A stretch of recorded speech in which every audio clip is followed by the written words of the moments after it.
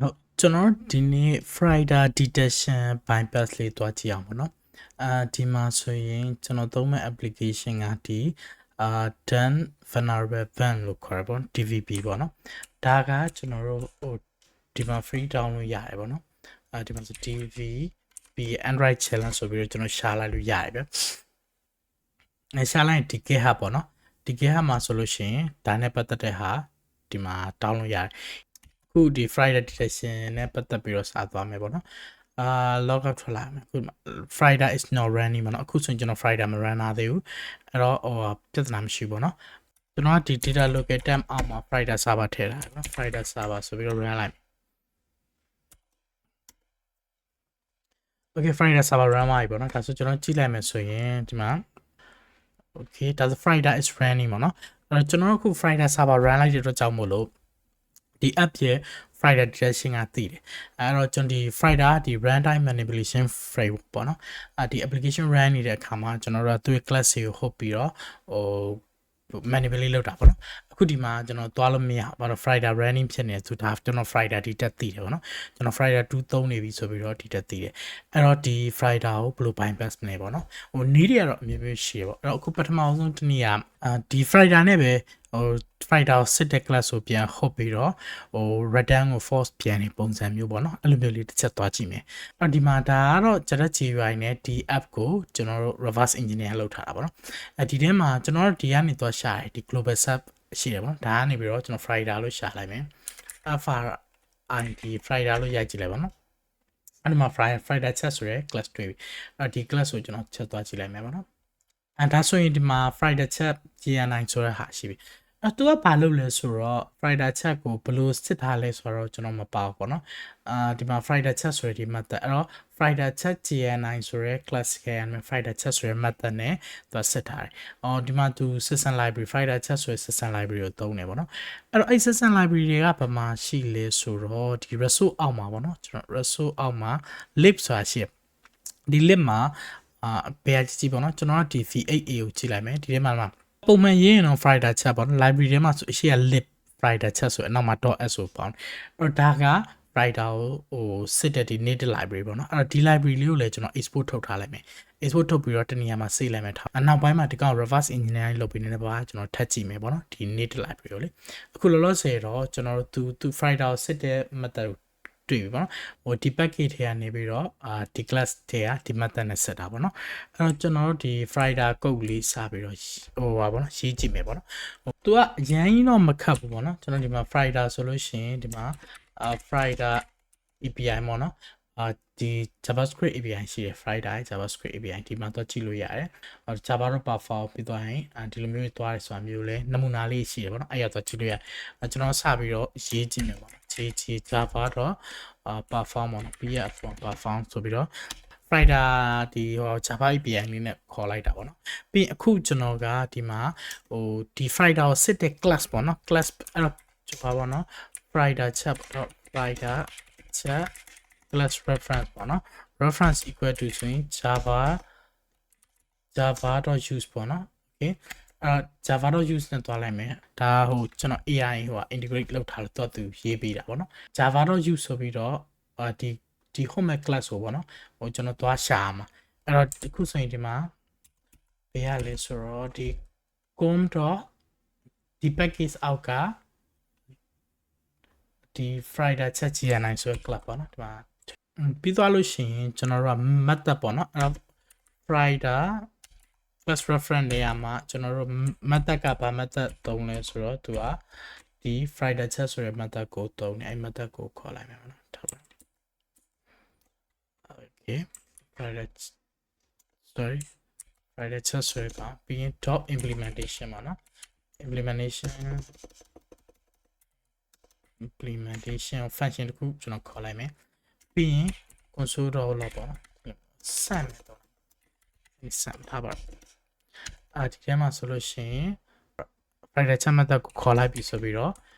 ရေးလိုက်မယ်ပေါ့နော်ဒါအချင်းပြီးနောက်မှာကျွန်တော် thick ဆိုပြီးတော့ပြန်ထုတ်လိုက်မယ်original value ကိုတစ်ချက်ထုတ်ကြည့်မယ်ပေါ့နော်original results equal to this of Friday chat ဆိုတာ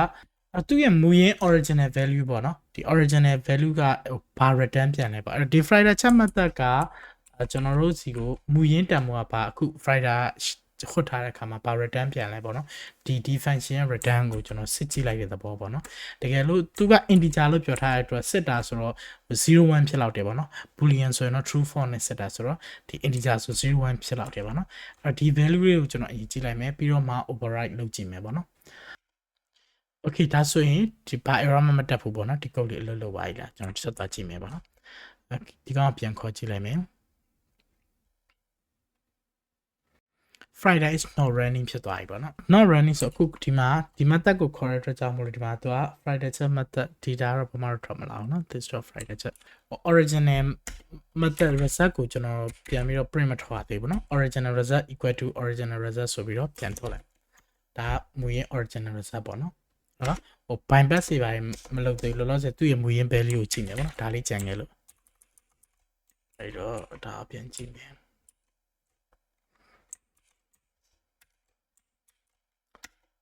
Okay အဲ့ဒါပြန်ပြီးတော့ run ကြည့်မယ်နော် login ဝင်ကြည့်မယ်ပြန်ထွက်ကြည့်မယ် Friday is not running ပေါ့နော်ဒီမှာပြန်ကြည့်မယ်ဆိုရင်သူကဒီမှာ original result က1လို့ထွက်တယ်ပေါ့နော်အဲ့တော့အခုဒါပါလဲဆိုတော့တကယ်လို့ပေါ့နော်ဒီတိုင်းဆိုရင်ကျွန်တော်တို့ကဒီ method ကိုခေါ်လိုက်တယ် Friday လည်း run ရတယ်ဆိုရင်ဒီ Friday check ကသိတယ်အတွက်ကြောင့်မလို့ result က1ထွက်တယ်အဲ့တော့ bypass ဆင်တယ်ဆိုကျွန်တော် result ကို0ပြောင်းပေးရင်ရမယ်ပေါ့နော်အဲ့တော့ဒီဘက်မှာဘာမှမခတ်ဘူးတရားမှာ return ပေါ့နော် return 0အဲ့ဒီ return ဆိုပြီးတော့0 return ပြန်လိုက်လို့ရမယ်တင်တယ်ဒါဆိုရင်တော့ပုံပြည့်စုံသွားပြီပေါ့နော်ကျွန်တော်ဒီ Friday ဟို bypass code ကိုပြန်ထွက်လိုက်မယ်ပြီးအခုကျွန်တော်ဒီ code ကိုပေးချလိုက်မယ်ဒါဆိုရင် return 0နဲ့တခါတည်း bypass ပြီးသွားပြီပေါ့နော်အဲ့ဒီမှာတခါတည်းဆိုကြည့်လိုက်မယ်ဆိုရင်ဒါစီရိုက်ပေါ့နော် Friday is not running ဆိုပြီးတော့ damn ပြီးတော့ပေါ်တယ်ဒီမှာဆိုရင်လည်းFriday chat method ကိုသူခေါ်တယ်ပေါ့နော်ခေါ်ပြီးသွားလို့ရှိရင်ကျွန်တော် send method နဲ့ထုတ်ထားတဲ့အတွက်ကြောင့်မလို့ပြီးလို့ original result က1ဒါပေမဲ့ကျွန်တော် return 0ပြန်လိုက်တဲ့အတွက်ကြောင့်မလို့ဒီ Friday detection ကို bypass လုပ်လို့ရသွားပြီပေါ့နော်ဒါကပထမတစ်ချက်ပေါ့နော်ဒီကျွန်တော်ဒီ Friday detection ကိုအခုဒီ Friday နဲ့သူ့ရဲ့ class ကိုသုံးဟုတ်ပြီးတော့ bypass လုပ်တာပေါ့နော် Okay ဒုတိယ method ကတော့ကျွန်တော်တို့ဒီဒီ native library ကိုသွားကြည့်မယ်ပေါ့နော်ဒီ Friday chat ကိုဘယ်လိုစစ်ထားလဲဆိုရယ်ဟာလေးကိုဒီ reverse engineering နဲ့သွားကြည့်မယ်ပေါ့နော်ဟိုကျွန်တော် reverse engineering သွားကောင်းကောင်းမသိဘူးဒါပေမဲ့AI နေပေါ်ရဆိုဒီ kit ထဲမှာကျွန်တော်ဒီ C code တို့ပါလို့ဆိုရင်ကျွန်တော် C++ code ကိုဟိုထဲမှာ AI ဖြစ်ဖြစ်တစ်ချက်ဘာသာပြန်ခန်းပြီးတော့သူဘယ်လိုစစ်ထားလဲဆိုတာကိုနားလည်အောင်လုပ်မယ်ပြီးတော့လို့ရှင် bypass လုပ်မယ်အဲ့လိုမျိုးပေါ့နော်ဒီ library ကိုတော့ကျွန်တော် export ထုတ်ထားပြီးသားရှိတယ်ပေါ့နော်အဲ့တော့ဒီမှာကျွန်တော်Ghidra ကိုသုံးမယ်ပေါ့နော်GISRA Ghidra ကို run လိုက်မယ်ပေါ့နော် Ghidra ဒီ reverse engineering tools ပေါ့နော် Ghidra run ဒီမှာ Ghidra ပေါ့နော် Ghidra ရပြီဆိုရင်အချက်သားကြည့်မယ် yes ပေါ့နော် okay no ဒီထဲမှာကျွန်တော်မူရင်း library လုပ်ပြီးသားရှိတယ် lit.library.so ပေါ့နော် Okay ဒါဆိုလို့ရှိရင်ကျွန်တော်တို့ဒီ Friday ဒီပေါ့နော် live.friday.so ဆိုရဲဟိုပါပေါ့နော်ဒီ library လေးကိုဟိုဒီ reverse engineering toolkit ကိုကျွန်တော်လုပ်လိုက်ပြီပေါ့နော်အဲ့တော့ချက်ကြည့်အောင်ဒီမှာတော့အများကြီးပဲပေါ့နော် memory တွေပါတယ်အဓိကကျွန်တော်တို့ခုန Friday check လုပ်တဲ့ method ကိုတစ်ချက်လိုက်ရှာမယ်ပေါ့နော်အဲ့တော့ဒီထဲမှာဟို control F နဲ့ပဲရှာလိုက်မယ်ပေါ့နော်ကျွန်တော် control F နဲ့ FRIT ခုနကလည်း Friday လို့ပဲရှာလိုက်မယ်ပေါ့နော် function ထည့်လိုက်မယ်search all ပေါ့နော်အဲ့တော့ဒီထဲမှာဒီ Friday check ဒါပါတော့ဒီမှာဝင်ကြည့်လိုက်ဒီဟာပေါ့နော်ခဏလေးအဲ့ဒီကောင်တင်ဒီမှာပေါ့နော် Friday check function လေးတွေ့ပြီဒီမှာပေါ့နော် Friday check ဒီဘက်မှာဒါ C++ နဲ့ရေးထားရပါတော့ကျွန်တော်လည်းသိချာတော့မသိဘူးဒါပေမဲ့ကြည့်လိုက်ရင်ဒီမှာပါလဲဆို 127.0.0.1 ပေါ့နော်ဒါ local host ကိုညွှန်ထားတယ်ပေါ့အဲ့တော့ကျွန်တော်ဒီ Friday ကိုဒီ local host မှာ run နေလားမ run နေလား set တဲ့ပုံစံမျိုးရှိတယ်ပေါ့နော်အဲ့တော့ host ကျွန်တော်ဒီမှာ IP တော့ပါပြီး pop ပေါ့နော် pop ကိုတစ်ချက်တော့ကျွန်တော်ကြည့်ရအောင်အဲ့တော့ပထမဦးဆုံးကျွန်တော်တို့ Friday default pop ကပါနဲ့ run လာလဲပေါ့နော်တစ်ချက်ကြည့်လိုက်Friday ဒီ default pop Friday default pop ကိုတစ်ချက်ရှာကြည့်လိုက် 2.3 တဲ့เนาะ Friday default port က2.3 အဲ့တော့ဒီထဲမှာတော့ port စစ်ထားတာတော့မတွေ့ဘူးပေါ့เนาะ socket library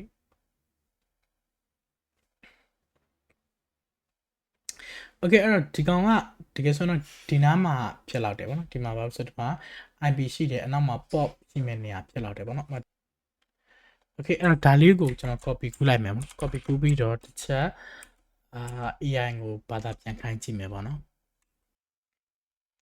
okay နောက်ဆုံးဒီမှာပေါ့နော်သူရှင်းပြထားတာလေးတွေရှိတယ်ပေါ့နော်ဒီ item ကတလောက်တို့ပြီးတော့လို့ရှင် minus တကောင်ရှာလိုက်တော့တလောက်တော့နောက်ဆုံးကြရင်တော့သူဒီမှာကောက်ချက်ဆွဲရပါလဲဆိုတော့ဒီ2.342ပေါ့နော်ဒီ port ကိုအဲ့တော့intersom ဆိုတဲ့ hack ကုတ်တဲ့ဒီ feeder server port ကိုသူအဓိကဒီ port ကိုတွားပြီးတော့စစ်ထားတဲ့ပုံစံမျိုးပေါ့နော်အဲ့လိုပဲပြောရမှာပေါ့ဟိုဒီအထက်မှာပါတဲ့ဒီ reverse engineering 10တွေကတော့ကောက်ကဒီ reverse engineering လေ့လာမှာပဲသိချဖတ်ကြည့်လိုက်ပေါ့နော်အဲ့တော့အခုဒီမှာသူပြောပုံအရာဆိုရင်ဒီနောက်ဆုံးဒီမှာပေါ့နော် finalize ကကြတော့ Friday 2.342ပေါ့နော်ဒီကျွန်တော်ဒီ Friday default port ဖြစ်တဲ့2.342ကိုစစ်ထားတယ်လို့ဟို user လို့ရတယ်ပေါ့နော်အဲ့တော့ okay ဒီမှာ summary ဆိုလို့ရှိရင်တော့အဲ့တော့ထားပါတော့ဒီ Friday default port ကိုစစ်ထားတယ်ပေါ့နော်အဲ့တော့သူဒီမှာဆိုလို့ရှိရင်သူ့ရဲ့နောက်ဆုံးပေါ့နော်ကျွန်တော်တို့ကောက်စစ်ချင်တော့ဘာမှမဟုတ် local host မှာအဲ Friday 2.342မှာဟို service run နေတယ်ဆိုလို့ရှိရင်ဒီ application ကို crash ဖြစ်မယ်ပေါ့နော်အဲ့လိုသဘောတရားပဲပေါ့အဲ့တော့ကျွန်တော်တို့ကဒီ Friday server ကို port number ပြောင်းပြီးတော့ run ကြည့်လို့ရှိရင် bypass လို့ရနိုင်တယ်ပေါ့နော်ဒီမှာကျွန်တော် note လေးမှတ်ထားတယ်ပေါ့နော် Friday port ပြောင်းပြီးတော့ run တဲ့ဟာလေးဒီ Friday server ကိုဒီ custom port နဲ့ဒီ minus add option သုံးပြီး run လုပ်ရတယ်ပြီးရင်ကျွန်တော်တို့ ADB နဲ့ port forward လုပ်ရမယ်ပေါ့နော်ပြီးသွားလို့ရှိရင်ဒီ Friday connect လုပ်တဲ့အခါမှာကိုပေးထားတဲ့ custom port နဲ့တွားပြီးတော့ run လို့ရတယ်ဒါဆိုလို့ရှိရင် Friday ကို custom port နဲ့ကျွန်တော် run လို့ရတာပေါ့နော်အဲ့တော့အခုဒီမှာ ADB share နဲ့ပြန်သွားလိုက်မယ် okay ဒီထဲရောက်သွားပြီပေါ့နော်အဲ့တော့ data local outcast tab ကိုပြန်သွားလိုက်မယ် local outcast tab ဒီတစ်ခါ Friday run ဒီတိုင်းမ run ဘူးor dot select Friday server ပြီး minus l option နဲ့ run မယ် 127.0.0.1 ပြီးရင် port 1.3ပေါ့နော် port 1.3နဲ့ပဲ run လိုက်မယ် custom port ဆိုကိုကြိုက်တဲ့ port run လို့ရတယ်ပေါ့နော် okay အဲ့ဆိုရင် run လိုက်မယ်ဒါဆိုရင်ဒီ Friday server ကိုကျွန်တော်တို့ port 1.3မှာ run လိုက်ပြီဒါ Friday run ပြီးသွားပြီပေါ့နော်ကျွန်တော်ဒီ application ကိုဖွင့်ကြည့်မယ်ပေါ့နော်တစ်ချက် Friday is not running ဆိုပြီးတော့ဖြစ်ပြီပေါ့နော်ဒါဆိုရင်ကျွန်တော်ဒီမှာ Friday detection မသိတော့ဒါကျွန်တော် Friday server run လာတယ်ဒါပေမဲ့ Friday နဲ့ hot ကြည့်လိုက်အောင်ပေါ့နော်okay သူကကျတော့ -x ဆိုတဲ့ option လေးနဲ့ကျွန်တော်ဒီကထည့်ရမယ်ပေါ့နော်ဒီမှာ Friday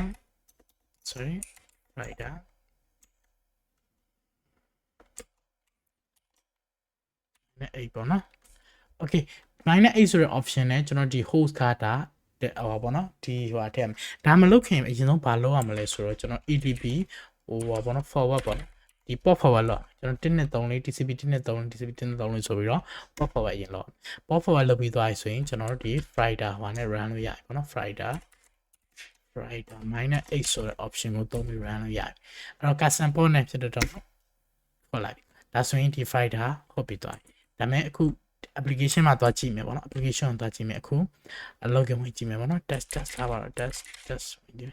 အဲ့ဒီမှာပြန်သွားကြည့်မယ်ဒီအပြန်ထွက်ကြည့်လိုက်မယ်ဒါဆို Friday is not running ပေါ့နော်ဒါဆိုကျွန်တော် Friday ကို Friday detection ကို bypass ဖြစ်သွားပြီဒါ port လေးချိန်လိုက်တာပေါ့နော်ဒီ port ချိန်လိုက်ရုံနဲ့ဒီ Friday ကို bypass လုပ်ရ